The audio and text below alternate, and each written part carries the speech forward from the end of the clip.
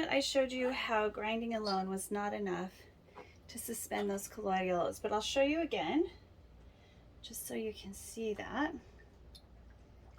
We've got lots of colloidal oats in there that are stable, but lots that are falling to the bottom. Do you see that? Those are the heavy fibers and proteins that we want to stay suspended. So in order to do that, we're going to need to hydrolyze everything. So hopefully this will work a little better. My idea is the second phase of this idea is to hydrolyze using water. Now to hydrolyze, the simplest definition of hydrolyze is to break it down into smaller parts using water. So we're just going to use water to hydrolyze. So I've got about a cup here. Oh shoot, no wonder that was. And we're gonna do the other cup really quick. I've put it through the industrial grinder once. We're gonna do it twice. These, I will warn you now, if you don't have them and if you've never worked with this kind of equipment, they're very loud. They're very, very, very loud. And I'll give you a quick little demonstration of that, and then I will completely mute and put it to music while it works.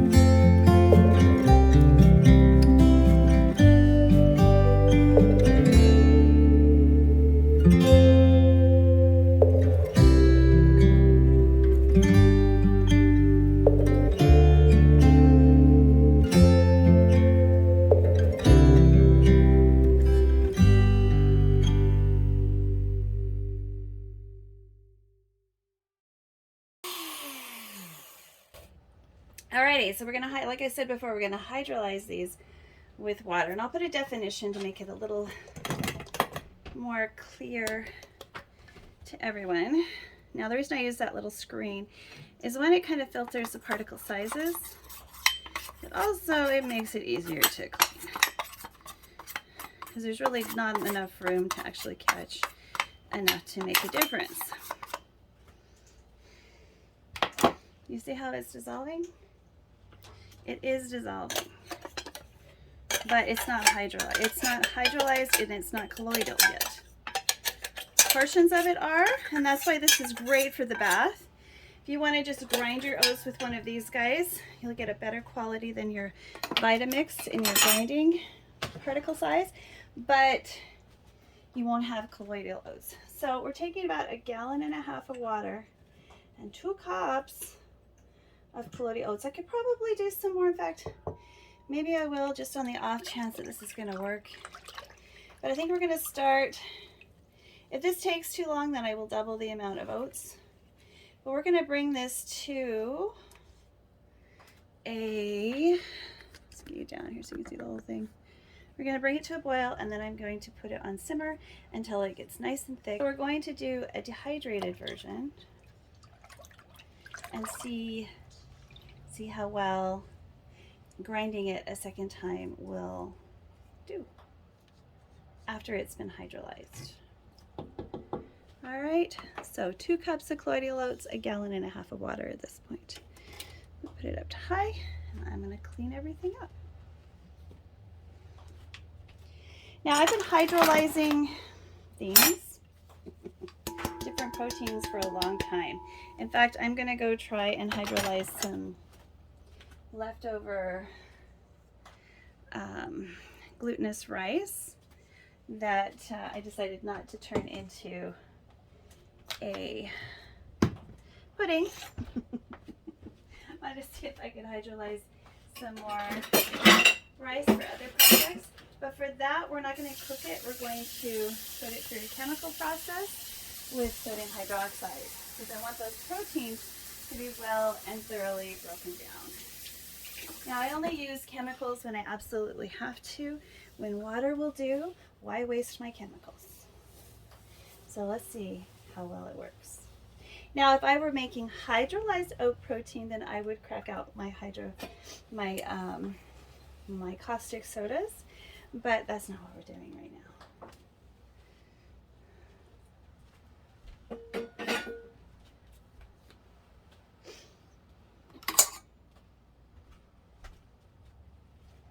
Okay, every little bit of this.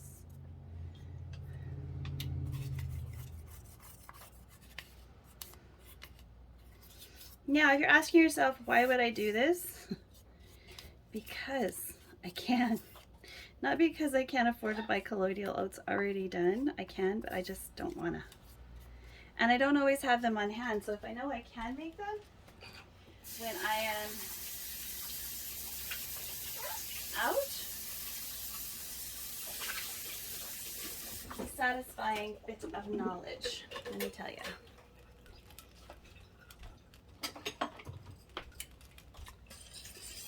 Now, I don't want the ones on the bottom to cook faster than those in suspension. I want it to all be homogeneous, because what we want is we want the whole oat for these colloidal oats. We don't just want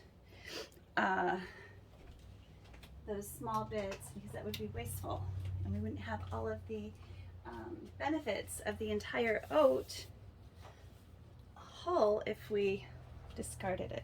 Now, there are lots of other things you can do with just plain old ground oats, even if you don't have a grinder like mine. Excuse me.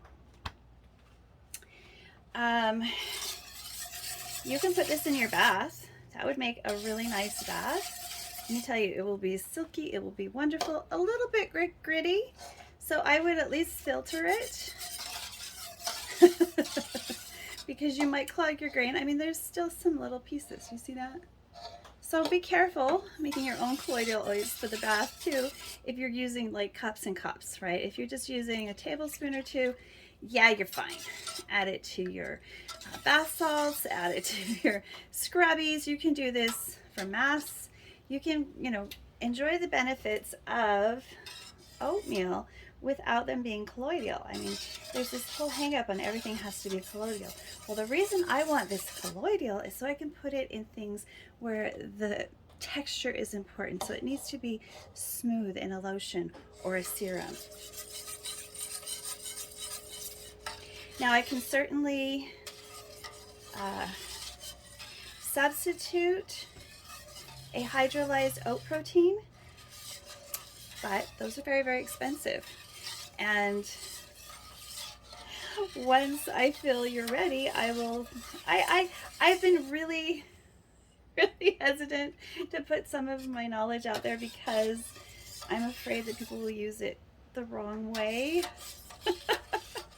and then somehow blame me. So if you look at my description box, there's all sorts of disclaimers there. These are demos. These aren't, if you go out and buy all this stuff and it doesn't turn out, you can't come back and sue me because it's just a demo. Tutorials are a little trickier when you're showing someone how to do something, and I have been professionally paid to do tutorials and classes, and I'm right there to answer questions. I'm right there to offer advice, and that's different than just putting it out there in social media,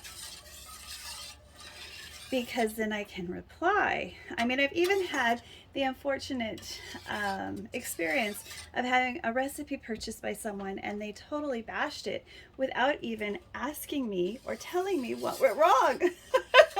Because, different water conditions, different measurements, changing anything at all can change the whole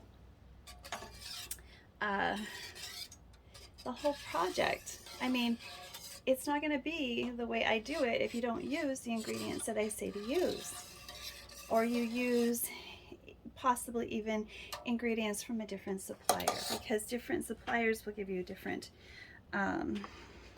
results with your project.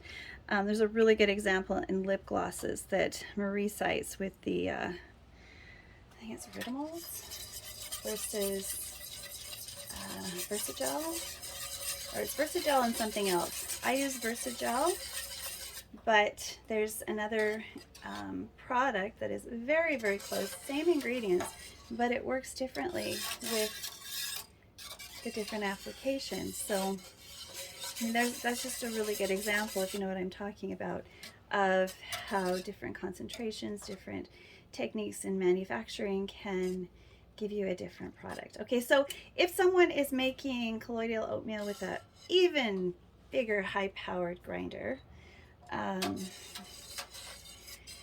then they might be able to make this without hydrolyzing. Okay, it is possible. So I'm going to let this come to a boil. We're going to do a little, I'm going to go ahead and keep recording, but we'll put it on audio, and I hope you'll enjoy the little musical selection I've chosen to go along with hydrolyzing and creating this section of creating colloidal oats.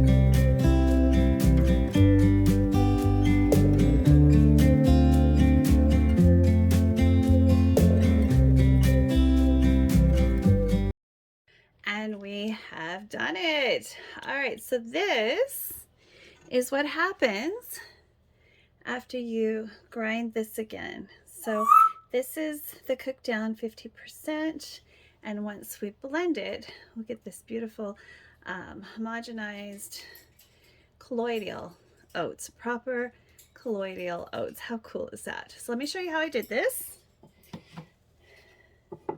I have covered everything in colloidal oats. So we're just going to put this into our blender. Now I'm going to warn you, you need to only use about half of a high power blender fill.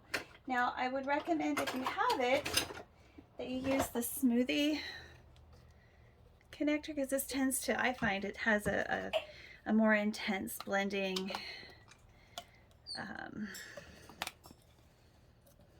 ability, but that completely depends on you. So I'm just going to fill this up halfway.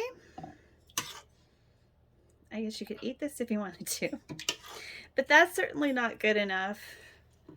One more for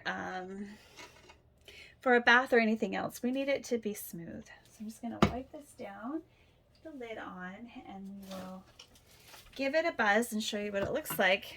Again, I'm very happy with this, and I've already made a few lotions with it, so I am very, very happy with how this turned out.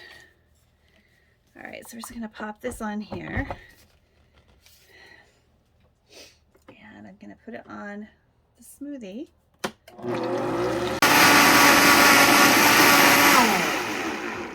Okay, there we go. This is what your pot looks like. And here, let me show you what we've got. Okay, so here we've got the two types of, so I'm going to go ahead and do all of this and use what I need and set it aside and preserve it and put it in my fridge. And then the rest I'm going to use for a lovely bath. All right, let's finish off our our colloidal oats so we can use them later by adding a preservative. I am going to store this in my refrigerator. All right, so what I'm going to do is just put the lid on this and give it a really good shake. All right.